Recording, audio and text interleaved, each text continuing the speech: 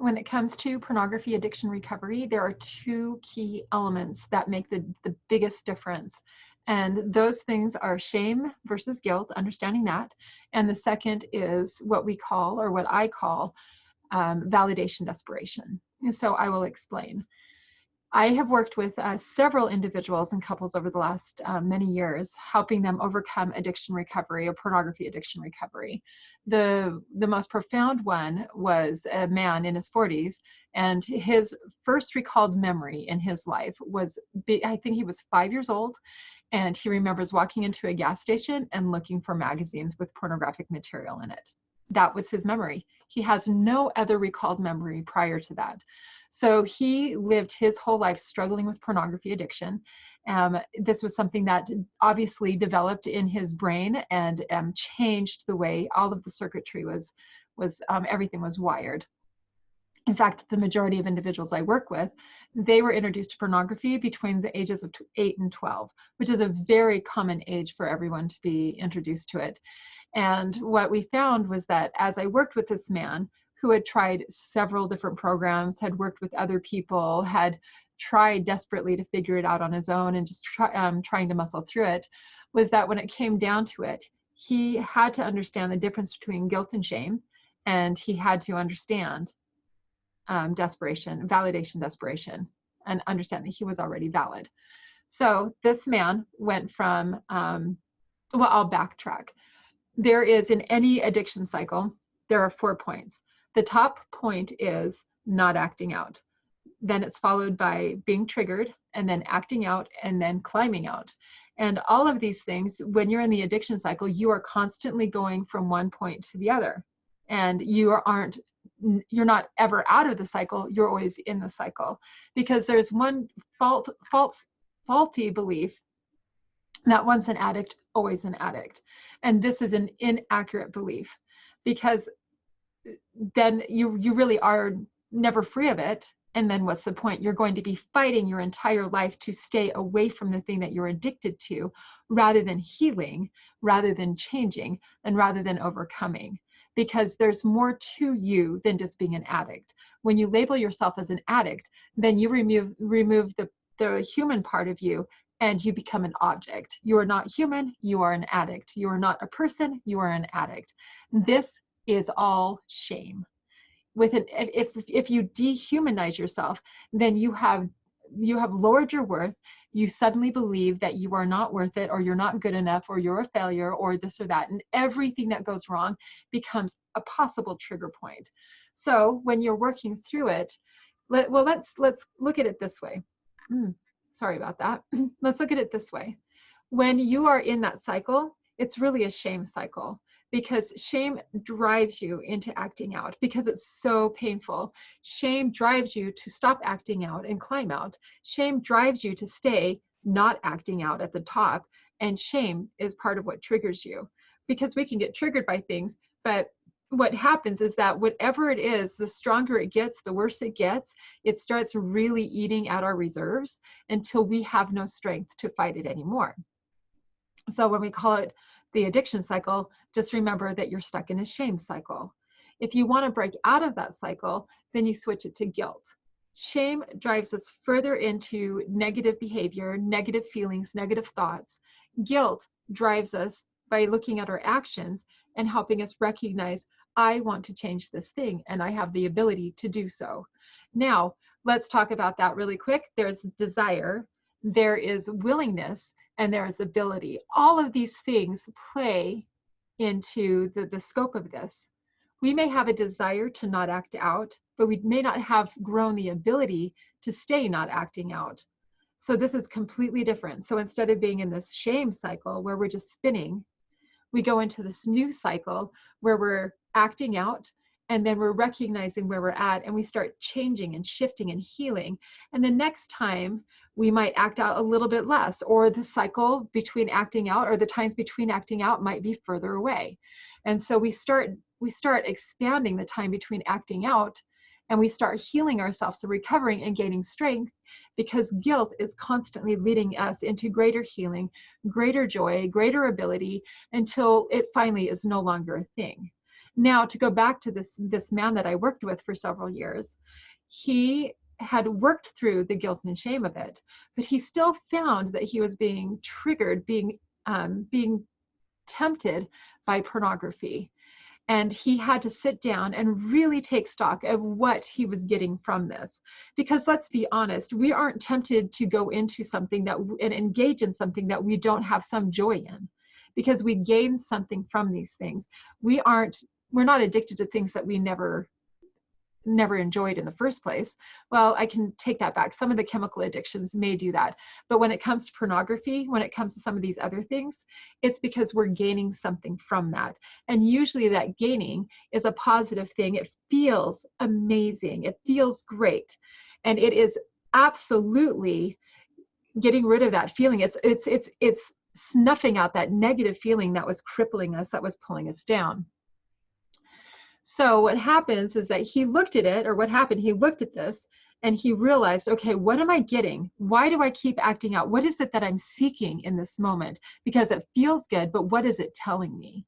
And he realized in that moment that he was seeking a sort of validation, because there is nothing greater to a man than sex, because sex is the greatest attaboy. Sex is telling you, hey, you're great, you're a man, you are powerful. And so he found that this is what he was seeking, was female validation, this making him feel better about himself. And then he looked at it and said, oh, because I feel invalid in life.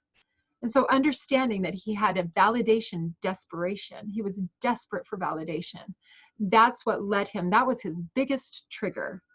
And so removing the shame and recognizing that he was already valid gave him the ability to then, when it came back into his life, when there was this trigger, he was able to shrug his shoulders and say, actually, I'm already valid.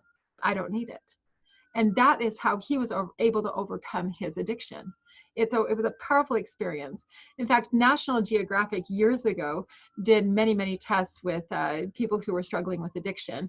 And one of the ones with pornography addiction, they found that if they just for a fraction of a second flashed something, actually, I take that back.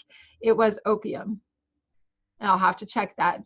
But they would flash, they would have these people, they would have them wired up so they could read all their brain waves, and they would flash for a microsecond this image of something that they were addicted to. And they wouldn't even, their eyes and their brain wouldn't even register that they saw it. But it was just enough that their system, their subconscious caught it, and then they would start spiraling. They would start, that was their trigger. They would start going back into that space where they were craving the addiction. And this is what happens with pornography. We look at the society, you look at media, you look at everything that we're exposed to, and there are so many things out there that we can't shut ourselves out from the world. We just have to learn how to not be triggered by it anymore. And by gaining that strength, that ability to say, hey, I am valid, then you start overcoming that need, that desire, that craving, that desperation to feel validated again. So there's this thing called the arousal valence assessment, or arousal valence diagram. And the arousal valence across is valence, negative to positive. And then from the bottom to the top is the level of arousal, from weak to really, really strong. Okay, so we're going to talk about this quadrant over here, which is negative, very negative and low stuff. And over in this negative quadrant, you're going to find anxiety, shame, depression, guilt. You're going to find all of these really low level, apathy is even in there, these low level negative feeling emotions.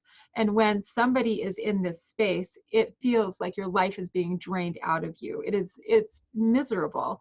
And oftentimes you're going to find that anybody that is suffering from a pornography addiction, this is the quadrant that they often feel more than anything else. They feel this. And then up here in the upper quadrant, right above that, you have anger, agitation, distrust, all of these other really higher negative emotions. And so what happens is, as they're down here, they start getting very agitated and they get trapped, because your reptilian brain kicks in. They get trapped, and then they want to shift up here. And so as they shift up here, they start getting angry and more frenetic. Things feel worse, so they have to act out in some way. And so either you're acting out and attacking people, being more aggressive with people, Or eventually you go up here to this, boop, we'll do this, to this upper positive quadrant. Now, this is what's very interesting, because we look at pornography addiction as a very negative thing, a negative behavior, but craving, excitement, thrill, where do you think that is? That is in the upper positive quadrant, because it's so powerful. It's one of the most powerful things that we can feel. It doesn't matter what the source is. It doesn't matter if it's pornography. It doesn't matter if it's anything negative, because what this does right here is it gives us such a powerful feeling that all of this negative stuff, all the stuff on this side, is just kind of, it's snuffed out for a moment. You don't feel it. You can't feel it. You finally feel alive. You finally feel powerful. And so anybody with addiction, they are living in this space, and this space, but they're not living in this one. And I'll tell you, down in here, this is where we find peace. We'll go like this.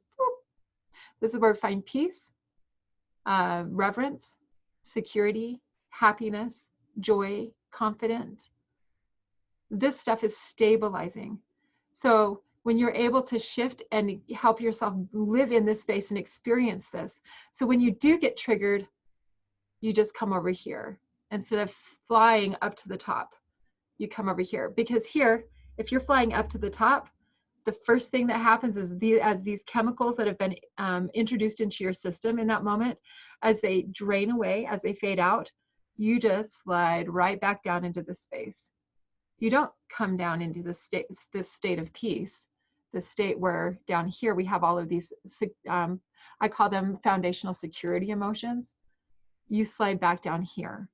And then you struggle in here as long as you can, trying to have life, trying to be okay, trying to make it, trying to stay strong enough. But the thing is that it's wearing your body down. You can't, it's not tenable. And so this is why when we talk about shame and we talk about validation, this, when you can take it out of the emotional thing, the mental thing, and you can say, this is just what's going on in the body. These are all things that have been researched and studied. So we can go ahead and have all of these things going on in our life. We can have excitement. We can have like really awesome excitement and have this stability here. We can be angry, but still have this stability here. And this takes growth and development. So anybody climbing out of an addiction, they can't just flip over into the space. They develop it like an emotional exercise. But shame needs to be replaced by guilt. Because even though both of those are on this side, and down here, they send you in two different directions. Shame is going to spiral and force you to spike, where guilt is going to allow you to shift, because that keeps you powerful, empowered, and you can shift into the space where you have completely changed your heart and your mind and the way you see things and the way you see yourself, and you understand that you can do these things. So this is really the crux of what I want to share with you, that pornography addiction recovery doesn't have to be this thing that keeps us powerless, that keeps us broken, that keeps us in a state of shame. Because if you are ashamed by your addiction, if you're ashamed by who you are and what you've done, you will never be able to fully climb out. Because shame is going to tell you over and over and over again, I am worthless, I am terrible, I'm a bad person, I don't deserve anything good. And then you're going to you're going to get stuck in that space that's going to keep you triggered, that's going to keep you vulnerable, that's going to keep you stuck in addiction. So switch to guilt, because guilt allows you to shift over into that space, that lower positive quadrant, where you can have peace, where you have relief, where you have the ability to feel life, because this is life-giving. There's happiness, there's joy. Because addiction and recovery should be filled with moments of joy. It should be filled with excitement and growth constantly.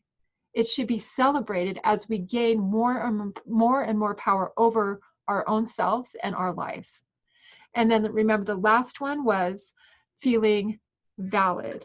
You are already valid. You don't need to do anything to be valid. You are human and you are valid. You may have growth in front of you. You may have things to overcome and change, but you are already valid. You do not need to be validated by anyone or anything. these are the two key things that if you have those things in your toolbox for recovery, you will be able to overcome it. It's a time thing, but it will get better, and you will find yourself on the other side of it looking back just in awe at what you've just learned about yourself and what you've been able to overcome. Thank you.